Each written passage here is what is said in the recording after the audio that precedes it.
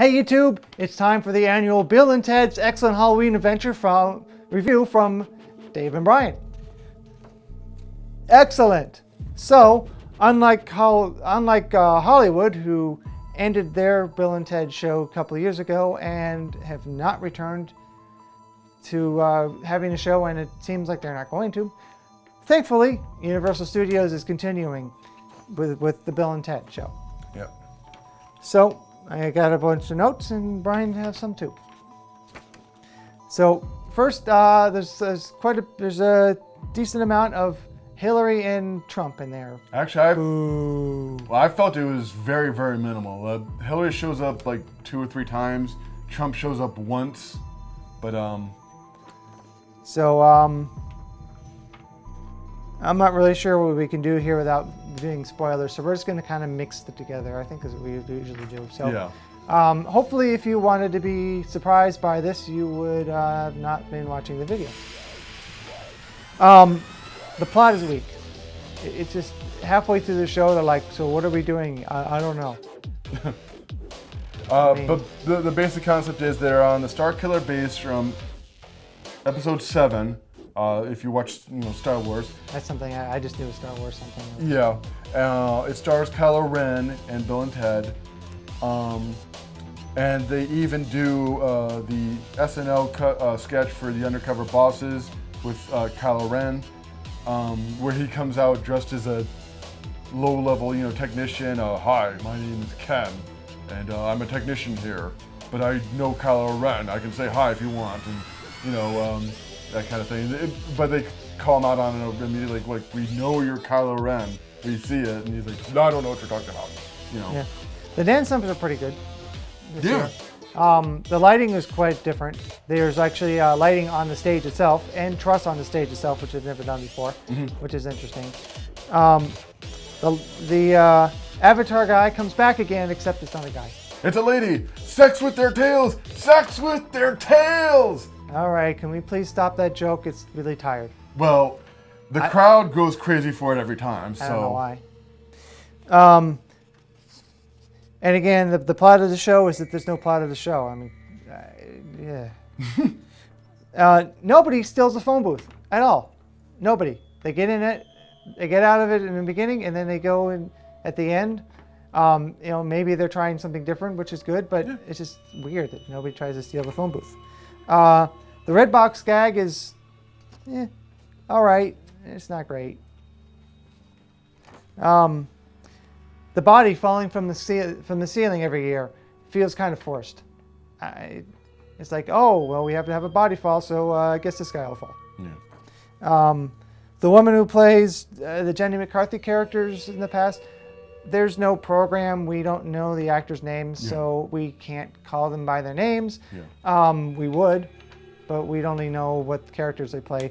I feel like she was kind of wasted this year. I really like to see her come back every year. She could sing really well, but she's also really funny, and and she's really good in the show. And they're kind of like, oh, it's that woman again, and then she leaves. Yeah, but look, every year's a little different, so Yeah, which is good. It's just I feel like she was underused this year. Yeah. The Fear Factor explosion. There's the Bill and Ted show happens on a stage that's usually meant for Fear Factor.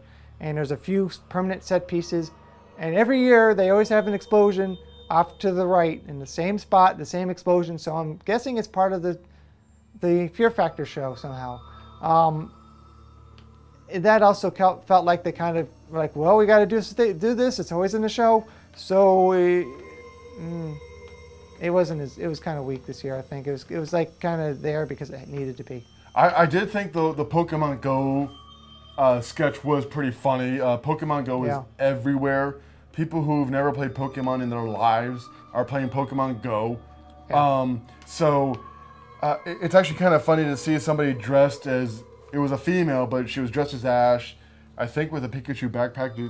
Yeah. Okay. So the premise is it's supposed to be someone from the audience who's playing it during the show and wanders onto the set and during the show and And they're like, lady, you can't be on here. And she doesn't care because all she cares about in her life is finding those Pokemon. which can happen. I mean, even at we were Busch Gardens, over by Shikra, it said, Pokemon trainers, please watch where you're going. Yeah. And that's who ends up getting blown up at the end. Yeah. Maybe this whole versus thing is popular. Maybe I'm getting old. I don't know. But this whole versus. Well, I know one of them was at least for Smash Brothers, which is a gigantic game for Nintendo where all the Nintendo characters and even characters who are not Nintendo, like Snake, Sonic, etc., can duke it out. And so I know at least part of that came from that. Yeah, which has been around for a long time though. I don't know. I just didn't find it very interesting. The interesting thing is, it's not a negative or positive. There is no warning for language this year. It just go right into it, which is interesting. Maybe it's because there is a word that's usually not in the park. I have chosen not to use it on my channel to be a little more widely appealing to more an audience. But the S word is used in the park area, the general area. When they started to play the Ghostbusters theme, and then Chance chimes in and says, "What the heck?" But with replace the S heck. Maybe they feel if you've already heard it in the park, you're still there. I don't know. Yeah, and I will say you haven't seen it yet, but there's another area of the park where Chance says, "What the," you know. Yeah. So I don't know. Again, Star Wars theme set. The set looked kind of cool, but overall I was kind of disappointed. I thought last year's show was a lot better. Wah, wah. But we were kind of worried about this because 2012's show was a little weak because it was heavily politically themed. Even though we didn't go that year, the show it ends up on YouTube every year. So I watched it from home and said, "Oh, I'm glad we didn't go to that Bill and Ted because we just couldn't afford to go to the Halloween Horror Nights that year, unfortunately." Yeah. So I'm sure the rest of Halloween Horror Nights was pretty cool, but at the same time, they stumble every once in a while. Hopefully probably next year's show will be better.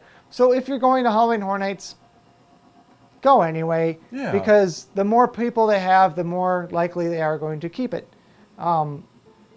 It might just be that show, but the night I went, it was the last show of the evening, and there were a lot of spaces open. Yeah. Usually you're like, oh, we have to get there a half hour before to get a seat because it didn't fill up. My show did feel pretty full, so it could have been just that one show. Yeah. I've been working every night of the event, which is great, but I've only been able to go once. So, and the park has been clearing out toward the end of the event, so I think it was just your show. I do want to say, I think the actor who plays Ted is his first year. Looks like the actor for Bill has been around since 2010. Yeah. But Ted looked a little different to me. So, but it's fine. He does an amazing job.